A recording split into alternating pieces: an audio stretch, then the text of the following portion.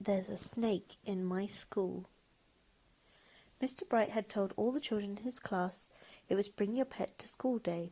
Everyone rushed to the playground to meet the animals. There was a stupidly cute gerbil, a tiny goldfish, a fat cat, a 100-year-old tortoise, and a tall dog. Last to arrive, as usual, was a little girl called Miranda. She was riding on the back of an enormous slithery snake. "Meet Penelope, my python," announced Miranda. On seeing the snake, the other children screamed, "Ah!" Miranda loved being different. She always stood out at school with her individual take on school uniform, her cartwheels down the corridor, and her funny answers in class. What ended in 1945? 1944? A python is a rather unusual pet, but Miranda and Penelope had so much fun playing together. For a little girl, the snake would pretend to be a balloon, a scarf, a hula hoop, a telescope, a trombone, a third arm, and sometimes, when they were both feeling particularly mischievous, a third arm. "Come and give her a tickle," encouraged Miranda, but the other children were too scared. Penelope was a python after all, and pythons eat people. All pets were frightened too. The large dog yanked on his lead, sending his tiny owner flying. The goldfish tried to hide behind some water. The tortoise made a rather slow run for it. The cute gerbil flashed her gnashes and didn't look so cute anymore. The fat cat just carried on napping. Miranda slid down her snake. The little girl tickled her python under the chin, and the snake smiled. "See, she's friendly." Soon everyone was gathered around to marvel at Penelope. The python loved the attention and made a climbing frame for the children to climb on, steps for them to step up, and fireman's pole for them to slide back down. Penelope even helped the children learn their numbers, although she could only go up to 9. This was turning into the best day of school ever. But then Miss Bloat, the headmistress, thundered into the playground. "There's a snake in my school!" she shouted. Miss Bloat didn't like animals very much, or children. "It's Bring Your Pet to School Day," sputtered Mr. Bright. "And Penelope is my pet," said Miranda. "Miranda, I should have known you would have to be different. A snake is not a pet. It's a menace," snapped Miss Bloat. "Mr. Bright, all these filthy beasts are confiscated." All the girls and boys shouted, "No!" as the headmistress stuffed their pets into the lost property cupboard.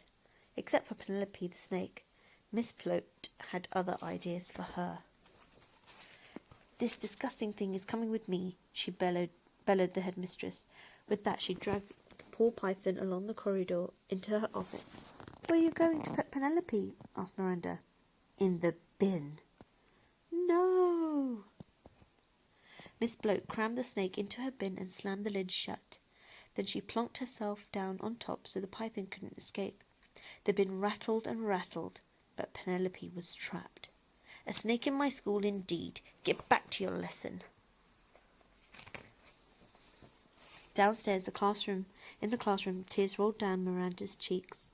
All the other children were sad to have their pets taken away, but no one was sadder than Miranda. The little girl feared she would never see Penelope again.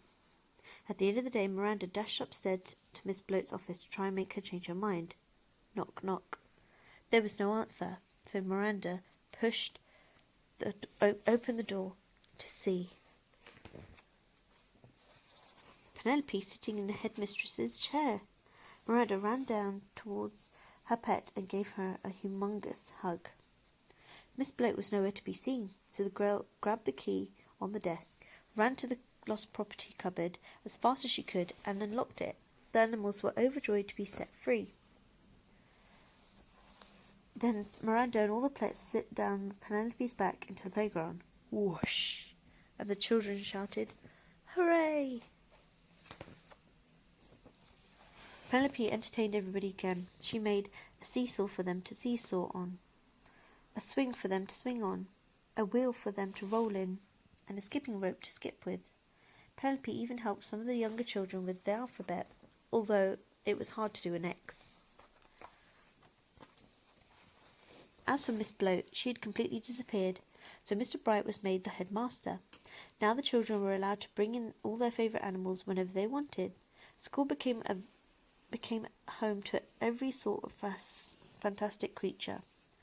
An ostrich, a giraffe, a tiger, a gorilla, an elephant, a kangaroo, a crocodile, a grizzly bear, and even a colony of penguins. But the star attraction was always Penelope, though Miranda had noticed there was something different about her python.